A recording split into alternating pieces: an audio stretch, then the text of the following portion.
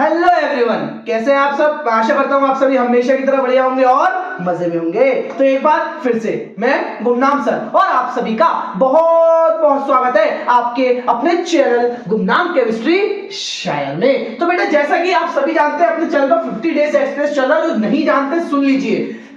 Chemistry में 70 number लाने के लिए 50 डेज एक्सप्रेस लागू करा है। यहां से हर क्वेश्चन आपका एग्जाम में गारंटीड आएगा ही आएगा।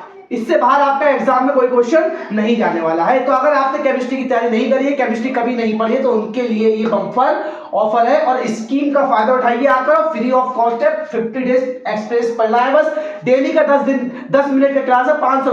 500 मिनट आप पे खर्च होंगे जिंदगी के और आप अच्छे से केमिस्ट्री में 70 नंबर ला सकते हैं। तो आज बेटे 24 दिसंबर वीडियो नंबर 14 है। चैप्टर चल रहा है हेलो एल्केन तथा हेलो एल्केन। इसके 13 वीडियो नीचे डिस्क्रिप्शन में टॉप पे प्लेलिस्ट का लिंक दे दिया जाएगा, वहां से आप अच्छे से सीख सकते हैं। तो इस चैप्टर का आज हम टॉपिक पढ़ने वाले हैं सेट-जेफ नियम, मार्कोनी-काफ का नियम, एंटी मार्कोनी-काफ का नियम। ठीक है, पूछ लिए आते हैं एग्जाम में, पूछ लिए आते हैं। तो जल्दी से कॉपी और पेन लेकर बैठे। चलिए आपको सिखाते हैं फटाफट से ये सारे टॉपिक्स। तो देखिए बेटा, सीखते हैं फटाफट से मार्कोनी-काफ का नियम और एंटी मार्कोनी-काफ का नियम। देखो, अगर आप इस साल बोर्ड की परीक्षा में बैठने वाले हैं तो ये टॉपिक आपको जो मैं आज करवाने वाला हूँ, इस पे आपको अच्छे से पकड़ बना लेनी है। पिछली कुछ परीक्षाओं में ये बहुत ही कम पूछे गए हैं, लेकिन इस साल परीक्षा के लिए बहुत ही ज्यादा इंपॉर्टेंट टॉपिक है। ठीक है, ये तो समय ही बताएगा कि परीक्षा में क्या आया क्या नहीं आया। लेकिन अगर अपनी प्लेलिस्ट से नहीं आया तो मेरे पढ़ाने का कोई मतलब ही नहीं बनता है। मैंने जो पढ़ाया बेफिजूल पढ़ाया और ऐसा होने वाला नहीं है, क्योंकि मैं आपको उस तरीके से पढ़ा रहा हूं जो एग्जाम में गारंटीड आ जाए, आपका हर क्वेश्चन पढ़ा हुआ। अब देखिए भाई, मार्कोनी-काफ का नियम होता क्या है। सबसे पहले इस नियम को समझिए। किसी अभिकर्मक का ऋणात्मक भाग असममित एल्कीन के द्विबंध के उस कार्बन से जुड़ता है जिस पर H कम होते हैं। ये तो सिंपल सा मार्कोनी का नियम है। अब भाई, बहुत सारे बच्चे इस वीडियो को देख रहे होंगे, वो ऐसे होंगे, वो ये नहीं जानते होंगे कि एल्कीन क्या होते हैं, फिर असममित एल्कीन क्या होते हैं। तो यार 10 मिनट में मैं आपको ये भी सिखा दूंगा। देखो, एल्कीन क्या होते हैं। सपोज जैसे कि मैंने एक फॉर्मूला लिखा है। अगर जैसे सब एल्केन के बारे में जानते होंगे, इस तरीके से होते हैं CH3 CH2 CH3, जुड़ते चले जाते हैं, एल्केन बनते जाते हैं। तो अगर एल्केन में किसी भी दो कार्बन के बीच डबल बॉन्ड आ जाए, जैसे कि यहां पर आया इस वाले फॉर्मूले में, ये देखिए बॉक्स के अंदर वाले में, तो ऐसा केस जब होता है डबल बॉन्ड आ जाए तो उसको बोलते हैं एल्कीन। अब असममित एल्कीन कब होती है? जब डबल बॉन्ड ऐसे स्थान पर हो कि उसके दोनों साइड पर कार्बन की संख्या अलग अलग हो। देखो, इसके राइट साइड पर कार्बन 1 है, इसके लेफ्ट साइड पर कार्बन 2 है, तो ये असममित है। अगर लेफ्ट में भी 2 है और राइट में भी 2 होते तो सममित हो जाती। ठीक है, इतनी बात क्लियर होगी। अब मार्कोनी-काफ का नियम तब लगेगा जब एल्कीन असममित हो, और ये वाली एल्कीन बेटा असममित है। अब बात होती है कि भाई अभिकर्मक, तो ये रहा अभिकर्मक देखो HBr है तो H होता है पॉजिटिव, Br होता है नेगेटिव। अब मार्कोनी ने क्या बताया? मार्कोनी ने ये बताया कि किसी अभिकर्मक का ऋणात्मक भाग असममित एल्कीन के उस कार्बन से जुड़ता है जिस पर हाइड्रोजन की संख्या कम होती है। इधर देखो बेटा, एक असममित एल्कीन का कार्बन द्विबंध वाला ये है, एक द्विबंध वाला ये है। एक पर 2H है, एक पर 1H है, तो इस पर H कम है। जिस पर H कम होते हैं तो माइनस वाला भाग उस पर जाकर जुड़ेगा, मतलब ये Br जो है वो इस पर जाकर जुड़ेगा। जैसे ही Br इस पर जुड़ेगा, समझने की कोशिश करिएगा, CH3 single bond CH, double bond CH3, इस पर जुड़ गया Br। जैसे ही इस पर Br जुड़ेगा तो बीच वाले कार्बन के बॉन्ड होगा 1 2 3 4, एक ये H 5, और होने कितने चाहिए? 4। तो एक पॉइंट ये वाला ब्रेक हो जाएगा। जैसे ही एक पॉइंट ब्रेक हुआ, यहां पर CH2 है सॉरी, जैसे ही एक पॉइंट ब्रेक हुआ तो इस वाले का एक पॉइंट हुआ खाली। अब जो इसका धनात्मक भाग है वो इस पर आकर जुड़ जाएगा। अब चाहे तो आप इसे CH3 भी लिख सकते हैं, ओवरऑल को CH3 आप लिख सकते हैं। ठीक है, इस तरीके से क्रिया होती है मार्कोनी के अनुसार। जैसे एग्जांपल नंबर 2 है, इसमें समझिए भाई, देखो एक साइड 3 कार्बन है, एक साइड 2 कार्बन है, तो असममित है। ये वाला केस, ये हमें इन दोनों कार्बन से ले देना है। इस पर हाइड्रोजन एक भी नहीं है, इस पर एक है, इस पर एक भी नहीं है और इस पर एक है। तो भैया जिस पर नहीं है उस पर कब है ना H, तो उस पर जाएगा माइनस वाला जो कि है Br, और प्लस वाला किस पर जाएगा? इस पर। तो जब प्लस वाला इस पर जाएगा ये हो जाएगा CH2, तो हम इसे लिख सकते हैं CH3 single bond CH2 single bond C पर 2 जुड़े हैं क्या? CH3 पहले से ही 2 जुड़े हैं, देखिए एक ये एक ये, अब सी का जो दूसरा वाला बॉन्ड खाली हुआ उस माइनस वाला आकर जुड़ जाएगा Br। ठीक है, ये आपकी ये वाली रिएक्शन हो गई। बस यही होता है मार्कोनी-काफ का नियम, सिंपल सा और छोटे से कम समय में। अब बारी आती है, एक क्वेश्चन और पूछा जाता है एंटी मार्कोनी-काफ का नियम, या इसका एक और नाम होता है परऑक्साइड प्रभाव। देखिए सबसे पहली चीज, परऑक्साइड प्रभाव किसने खोजा? खराश ने, खराश और उनके सहयोगियों ने। तो देखो क्या हुआ इसमें, क्या हुआ, मार्कोनी ने नियम दे दिया था। अब खराश आए, उन्होंने और उनके सह सहयोगियों ने जो उनके साथ मिलकर वर्क कर रहे थे, उन्होंने देखा कि जब असममित एल्कीन का योग HBr के साथ परऑक्साइड की उपस्थिति में होता है तो मार्कोनी-काफ के विपरीत क्रिया होती है। मतलब जैसे अभी ये जो रिएक्शन हो रही थी नॉर्मल हो रही थी, सपोज हमने क्या करा, इसके एग्जाम्पल पहले आप इसके लिख लेना, ये दोनों एग्जाम्पल मार्कोनी-काफ के, अब इसी एग्जाम्पल में मैं आपको इसको समझा देता हूं। अब हमने क्या करा, इस एरो पर लिख लिया परऑक्साइड, मतलब हमने कोई ना कोई इस रिएक्शन के दौरान इसमें परऑक्साइड मिला दिया। सपोज परऑक्साइड बहुत सारे होते हैं, H2O2 हो गया, Na2O2 हो गया, है ना, ये होते हैं परऑक्साइड।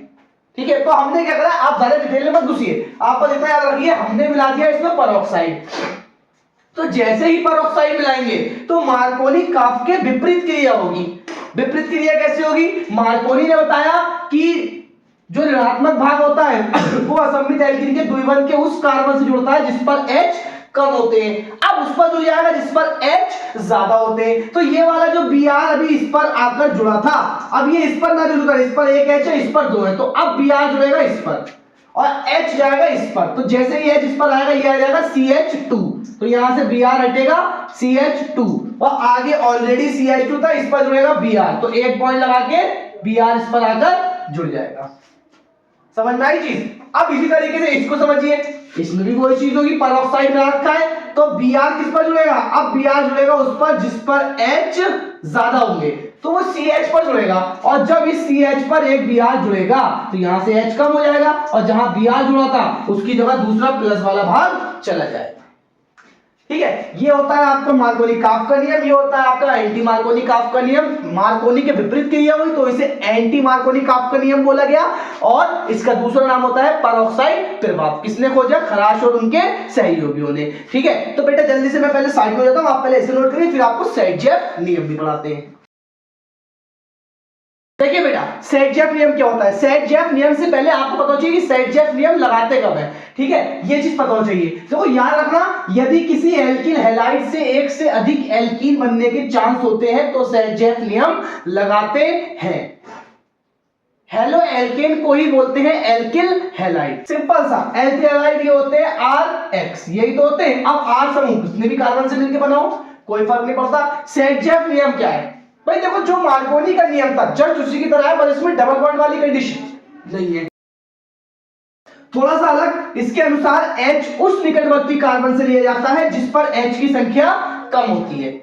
उस निकटवर्ती कार्बन से लिया जाता है जिस पर H की संख्या कम होती है। देखो वहां पर HBr का योग होता था, ठीक है, वहां पर HBr का योग होता था, यहां पर HBr निकलेगा।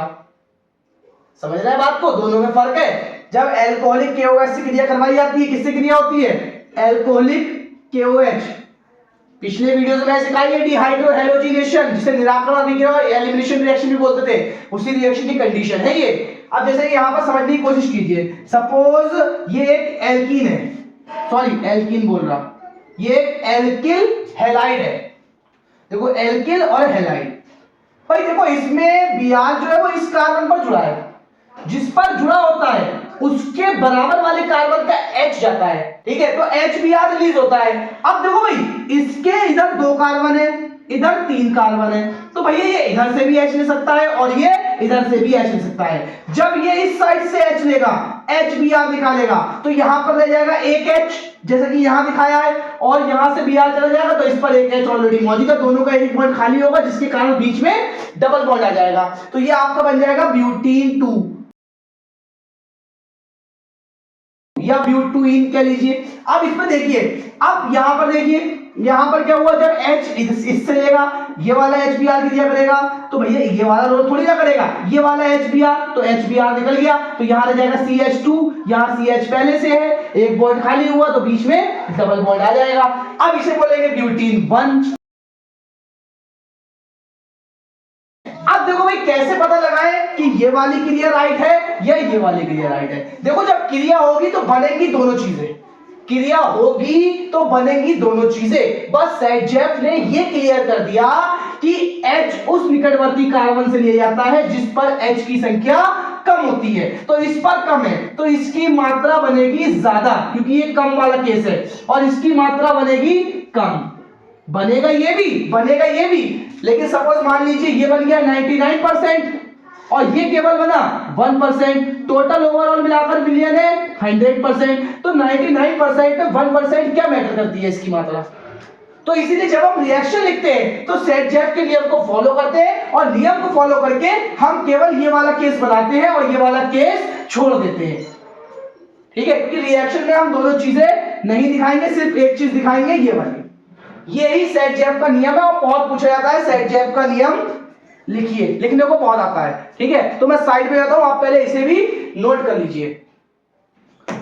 तो बेटा आज की वीडियो में सिर्फ इतना ही सिखाना है, सेटजेफ, मार्कोनी-काप, एंटी मार्कोनी-काप, तीनों नियम इंपॉर्टेंट है, तीनों मैंने आपको 10 मिनट के अंदर सिखा दिए। तो मैं आपसे अलविदा लेना चाहूंगा और चाहूंगा कि वीडियो आप यार ज्यादा से ज्यादा लोगों तक पहुंचाइए, जिससे वो भी तो यार समय पर केमिस्ट्री की तैयारी अच्छे से कर सके और 70 में 70 नंबर ज्यादा से ज्यादा लोग ला सके। जिंदगी में सब कुछ पैसा ही नहीं है, फ्री में पढ़ाने का जो मजा है ना वो एक अलग ही सुकून देता है। ठीक है, तो इसी के साथ बेटा मैं अलविदा लेना चाहूंगा, फिर मुलाकात होगी आपसे एक नए और धमाकेदार वीडियो के साथ।